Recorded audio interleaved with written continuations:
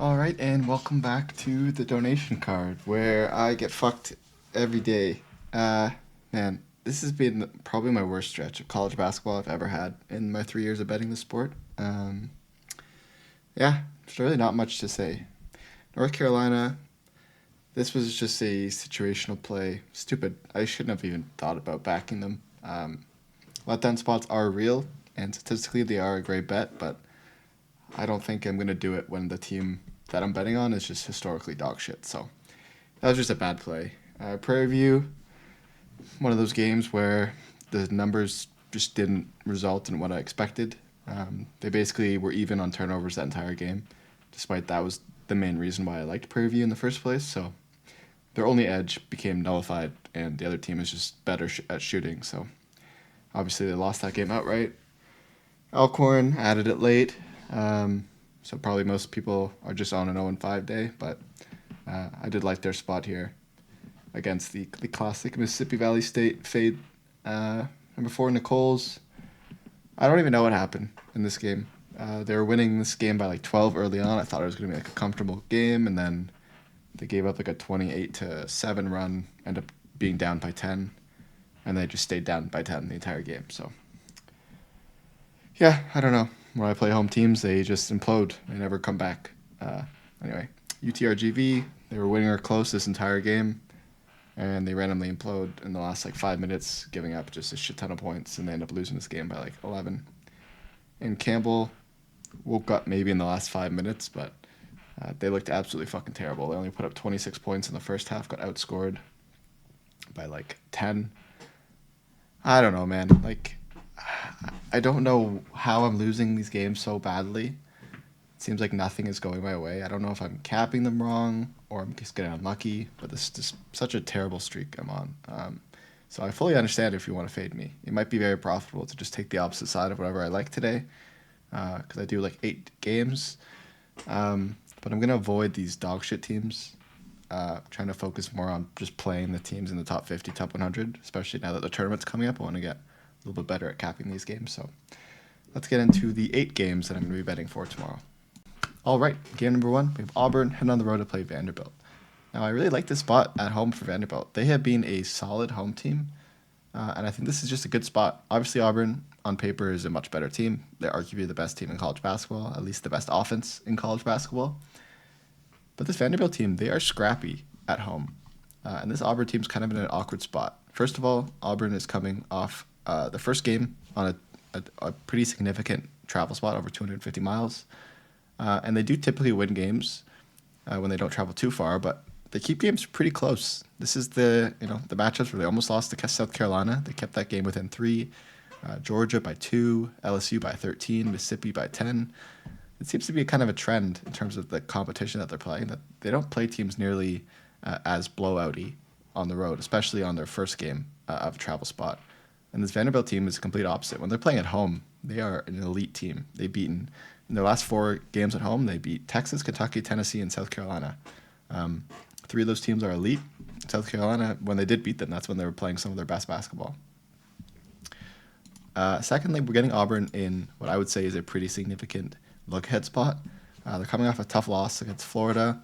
I don't think this is going to be a massive bounce-back spot for them, especially since they're going to be kind of pissed that they just had their first conference loss. But they have a look ahead for Alabama. Now, I wouldn't say the rivalry exists very heavily when it comes to basketball, but the fans definitely still have that energy, and especially the players, because of the football rivalry, the Iron Bowl. And I think because of that, I think Auburn is going to be planning a little bit more for that game. And Vanderbilt, they're kind of just on the outside looking in terms of having a chance to get into the tournament. And I really think they're going to play this game really hard. I think this Auburn team is playing a little bit less well this year.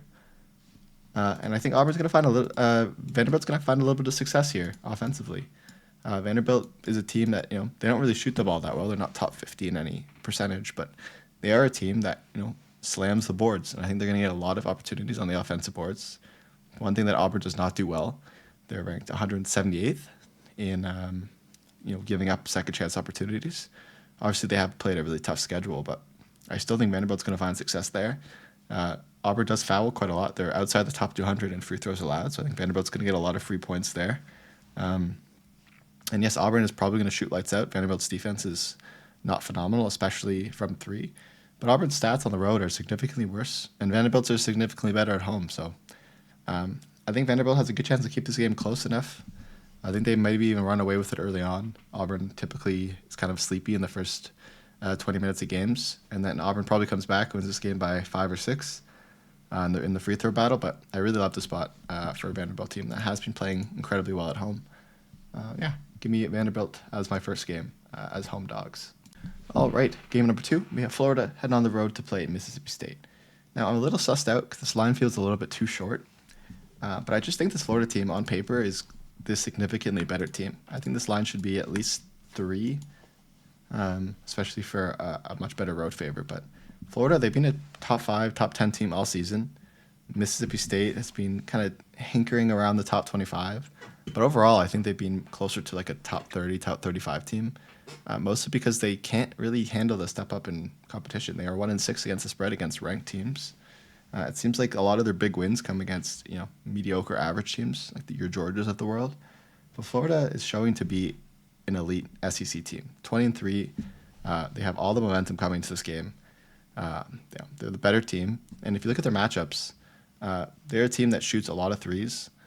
And this is a Mississippi State team that, for some reason, has struggled to defend the three. They're borderline a outside 300 and top 300 ranking for three-point defense, ranked 274th. And this Florida team, I think, is going to find out a lot of success from shooting from three. They shoot over 40% of their shots from three, and I think they're going to find some solid chances off turnovers on offensive boards. This is a really well-rounded Florida team. They're top 5 offense, top 5 defense. Now, on the other side, Mississippi State, they also like to take threes, but now you're playing against a Florida team that's 3rd in three-point percentage defense. And Mississippi State, they're not even that good of a three-point team in the first place. They're 188th.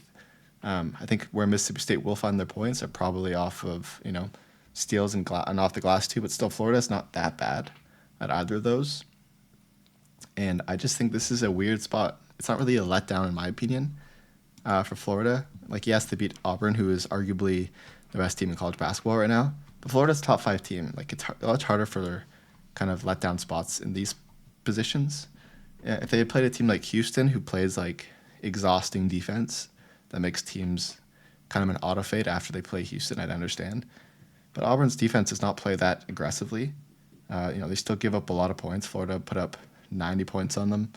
I don't know. I think this is a solid spot here for Florida to continue to roll.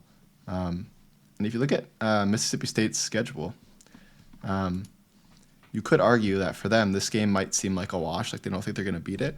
But their next game is against Mississippi on the 15th. And that is their long-lost in-state rival. And I think they're going to want to show up for that game. So I don't think they're going to, if this Florida game gets out of hand for them, they feel like they're outmatched, I don't think they're going to be working it nearly as hard. I think they're going to want to be able to dominate this Ole Miss team that's kind of been owning the head-to-head. Give me Florida on the money line. Take 1.5, but I always get screwed. Every time I have to ever take in the minus 1.5, somehow the game wins by 1. So I'm just going to take the money line. You could take the spread if you want, but I really like the spot for Florida.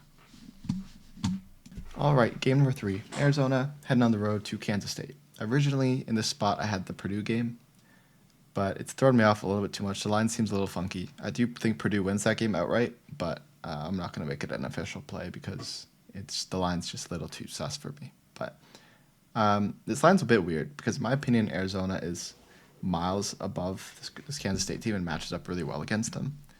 I understand that you're getting this Kansas State team at the highest of highs, right? Like, they are on a 5-game win streak against some elite teams, including Iowa State. But Arizona's been also winning good games against Texas Tech and Iowa State as well. But they've been doing it for a much longer period. You could argue that Kansas State needs to keep winning these games to have a chance at some kind of Cinderella story, but I just don't see it. Arizona has played the harder schedule. They've been the better team all year. They played pretty decently on the road, but they've been a top 10 team. And yes, Kansas State beat Iowa State, but that was when Iowa State was in a little bit of a rut. I don't know how much credit I can give them. And this Kansas team has really not been that incredible this year. But now this is what I would consider the epitome of another kind of a buy low, sell high spot on Kansas State. I don't think you're buying low in Arizona, but you're buying average. You're buying retail for Arizona. I think Kansas State is due to fall back to earth. I think this run's been going a little bit too well. If you look at the matchup, Arizona is going to find all the success they want offensively. They shoot a lot of threes and near basket shots. From three, Kansas State has no defense from there. They're ranked 250th at defending the three. I think Arizona State's going to find a lot of success there. And near basket, again, 27th. The only thing Kansas State defends well is the mid range, and that's a shot that Arizona takes the fewest of. Kansas, they don't turn the ball over very much, which is obviously solid.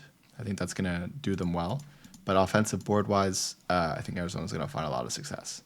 But we flip to the other side, this Arizona team who's been, top 20 defense this year, is going to, give them no free throws. The shots that they like to take are threes and near baskets as well. From near basket, they're going to be going against the fifth best near basket defense. Arizona also doesn't turn the ball over at all. They won't give you any offensive boards. And from three, KSU is arguably a better three-point shooting team than Arizona, but they don't defend it nearly as well as Arizona, who defends it at the 40th best in the country. And that is, with a significantly harder schedule. So I think Arizona will show up in this game. Kansas State is coming off I would argue, their Super Bowl, their in-state rival in Kansas. They're coming off a really high win. They were on a 5-win streak. They're feeling themselves. But then Arizona's going to come here, play extremely good, suffocating defense, shoot the ball well. And if you look at the power ratings, Kansas State only plays slightly better at home. And this Arizona team only plays slightly worse on the road. In terms of last 5, Kansas State is ranked number 1. But last 10, they drop all the way to 36th, while this Arizona team last 5 has been 4th, and last 10 has been 8th. They're a lot more consistent team, and they definitely show up well against these types of teams. Again, it is possible Kansas State keeps riding this crazy momentum, but on paper for me, it's Arizona or nothing. I think this line is a little bit too short for an incredibly talented Arizona team, who I have as in my top 10. Ranking-wise, and Kansas State is not even in my top 50. So, it's hard to give too much credit to this insane run they're on. They have been playing very, very well. But Arizona is just too consistent of a team, in my opinion, to be able to flop in this spot where they've just been playing way too well. So, give me Arizona on the road here as 2.5-point favorites. Game number 4, we have UConn on the road versus Creighton. So, I still, to this day, because UConn are, for the first team to win back-to-back natties. But I feel like they're still getting too much credit because of their name and their coaching. But on paper here, I think this Creighton team is significantly better. Creighton, they played a significantly harder schedule than UConn has. They've been one of the hottest teams in college basketball. They're playing at an incredibly elite level. And they're going to be at home, where they have not dropped a game yet this year. They are incredibly good. They're not going to, they don't foul you. They're the number 1 team in limiting fouls. UConn's not really going to find success on any free points. UConn doesn't really force turnovers, even though Creighton does turn the ball over a lot. UConn is, outside the top 300 in points off steals. So that's not, that weakness is not going to be a big problem for Creighton. And if you look at where this UConn team likes to score, they're very similar to the Creighton team. They shoot a lot of threes and then a decent amount of near basket shots. From 3, Creighton's a top 15 3-point defense. And from near basket, they're a top 25 near-point defense. They also are a top 50 team in their own glass. So on paper, this Creighton team defensively matches up really well against this UConn team. On the other side, this Creighton team shoots almost 50% of their shots are from 3. And that's the shot that UConn defends the worst. They're ranked 160th in defending it. Compare that to where else they like to shoot. They're going to probably limit them in the paint. UConn is the 4th best paint team. But Creighton is still a top 3 in paint team when they do need to find that. I think they have such elite shooters that creates a lot of space for the inside big men to find some success. So, again, UConn also won't really give them any second chance opportunities. They don't turn the ball over very much either. So this is going to be a pure shooting team. And again, UConn does foul a lot. They're ranked 329th. And Creighton, obviously, they're not a team that shoots a lot of free throws. But if they have to, they shoot the free throws well. They're top 25 in free throw percentage. So in my opinion, everything here is pointing towards a solid win for Creighton. if you look at their individual matchups here, at home, Creighton has been elite as home favorites. They're 7-4 against the spread, while as road dogs, UConn's only 2-2. If you look at their more recent games, UConn's coming off a pretty nasty loss to St. John's. You could argue you're getting them in a good bounce back spot here, but they are in a travel spot. And the last few times they've had to travel, they played well, but they are traveling over 1,000 miles for this game. And now they're playing a Creighton team that's won their last 4 games at home. Yes, UConn has won their last 4 games on the road, but they haven't played necessarily that hard of competition. They beat Texas, Marquette, DePaul, and Butler. No top 25 teams. You could argue Marquette is a top 25 team, but borderline. I don't know, man. I don't see why this line is so short, just because of the matchup. Creighton is due for a little bit of regression, and UConn is basically playing at where they should be. But I think Creighton wins this game by 3 pretty comfortably. If you look a little bit more into UConn, they definitely are not in a look-ahead spot. They're playing Seton Hall, which should be a free win for them. With this Creighton team, I think they want to lock in that they're good in the conference. They have arguably a look-ahead spot against a pretty good St. John's team. But yeah, I just straight up think we're getting the better team at home. And I don't think the look-ahead spot is going to be that big of a problem because this Creighton team has showed up to every home game that they play. They are just that good at home. And this UConn team, again, I still think we're getting a good number because of their natty conversation. But yeah, give me Creighton here to easily take care of this kind of shitty UConn team at home. All right, heading on to game number 5, we have Northwestern heading on the road to play Oregon. Now, this to me is the bookmakers saying that this is going to be a dog walking from Oregon because Oregon has not been playing well, right? They've lost 4 of their last 5 games, and now we're getting them as 8.5-point favorites. Now, there's quite a few reasons. First, I think this is the epitome of a get-right spot for this Oregon team. After dropping your last 5 games, last 2 being road games, you're heading back home. You've had 3 full days to kind of sit on this loss. And now this Northwestern team, they're losing 2 of their top 3 scorers. I believe they're losing Barnheiser, who's going to be out. This is their big man. He's the guy that kind of dominates the boards. He averages 8.5 rebounds a game, 4 assists, 2 steals. He's arguably their best player. And you're also losing Jerry Lynn Leach, who's their second guy who averages over 10 points a game. Martinelli is good, but Oregon does have a couple elite. If you double team him, the next best guy is Ty Berry, and he's really doesn't even average 10 points a game. So I think Northwestern is going to really struggle to score points here, losing 2 of their top 3 scorers, including one of their top rebounders, one of their top stealers. So all of their stats are super inflated this game, missing those 2 players. I just don't think they're going to be able to deal with this really upset Oregon team that pretty much knows that they need to start winning these games to have any shot at making the big tourney this year. They're 16-8. 5 of their last losses have come in a row. They were 16-3 before those L's. Northwestern, they're 13-11. I think they've, after those 2 injuries, are kind of hanging up their sneakers. I don't think they realize they're not going to be able to compete without their elite players. Yeah, I think this is going to just be the epitome of a get-right spot for Oregon. There's really not, the stats-wise, kind of hard to look at either of them. But Oregon's going to find a lot of success here in their mid-range and 3-point shooting. They're also going to get a ton of free throws. So, yeah, give me Oregon here to win this game by double digits. All right, game number 6, we have Michigan State at home versus Indiana. Now, I don't think Indiana is particularly a bad team. I just think that they match up really poorly here against this Michigan State team, who's been kind of rolling as of lately. If you look at their most recent games, this is a Michigan State team coming off a solid win against Oregon. Had a bit of a hiccup where they lost 2 road games against UCLA and USC. But before that, they were dominating on a 12-game win streak, just kind of crushing anyone they played. And I think they've regained that form. And on the other side, the Indiana team, they've dropped 7 of their last 8 games. You could argue they kept these games pretty close. But I do think this is going to be a Michigan State team that's going to be really motivated to try to get the first place spot here in this division, of an extremely competitive division. But they've kind of been a bit of a, I would say arguably a bit of a dark horse. I don't think anyone expected them to be this good this year, but they've been incredible. Now, Indiana, again, they keep games close.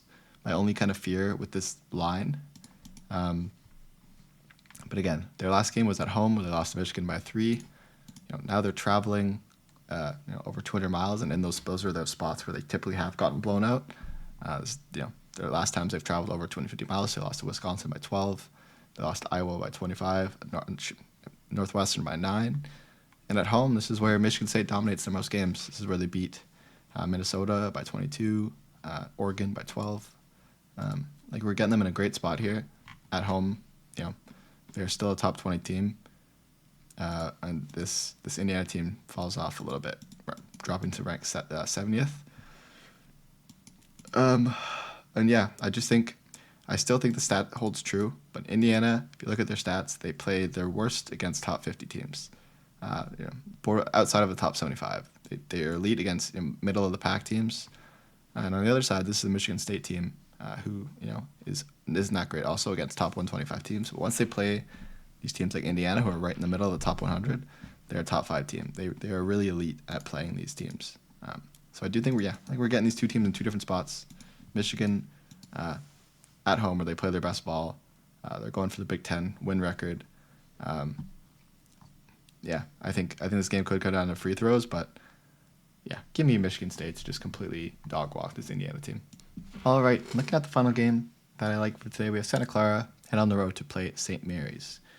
Now, objectively, this feels like a weird number because St. Mary's did beat Santa Clara at their home court, at Santa Clara's home court, by 13, and now we're only getting them as 9.5 dogs. But I think that's indicative of just how that game played out.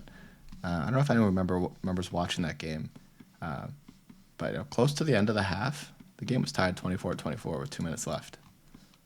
And then St. Mary's went on a 30-0 run, which is insane to think about.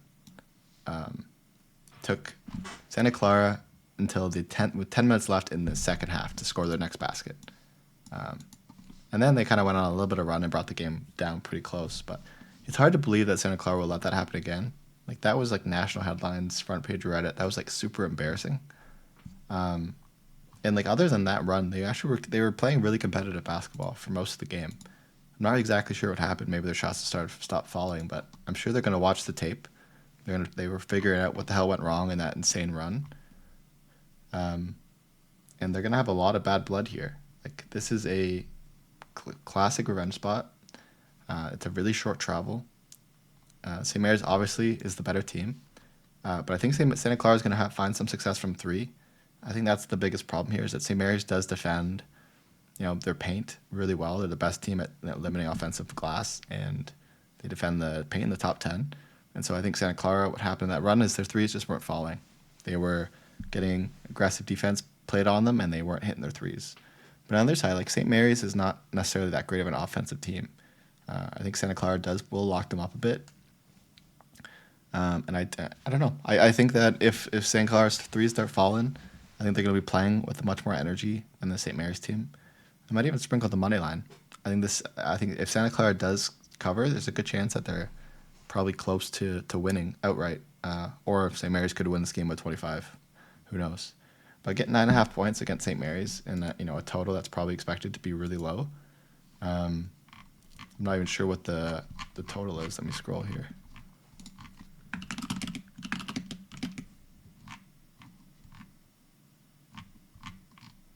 Yeah, total of 136.5. That's kind of a pretty high total for a St. Mary's game, but I think that's more indicative that Santa Clara is going to find some success here. Usually when you see a low total, it means the other team's probably going to have no success. I think this is kind of showing that, maybe Santa Clara has it in them. I think the threes start falling. I think they have a chance to keep this game pretty close. Yeah, there's no way that run happens twice. I truly refuse to believe it. This is a Santa Clara team that is ranked number 1 in college basketball against top 25 teams. I don't think St. Mary's has established themselves yet as a top 25 team, but they're basically there and they play like it. I think that is going to be tantamount to Santa Clara's success if they play this game with the same vigor that they play against other top 25 teams. So give me Santa Clara to cover this number. I haven't actually bet it yet because I do believe that the public will bet on St. Mary's because of how popular that 30-0 run got. They're going to think, oh, this team is just going to dog walk them again. So I think we can get a 10.5 number. So I'm going to hold off a little bit. I already locked in the other 6, but I'll probably wait on the Santa Clara one till hopefully 10.5, 11. We'll see where it moves. If it's still 9.5 and I wake up, I'll probably bet it. If it drops to 8.5, I probably won't, just because the line movement's kind of sus. But yeah. And that's everything for today. Really hoping we have a good day today. I fully understand if you hate me or you want to fade me.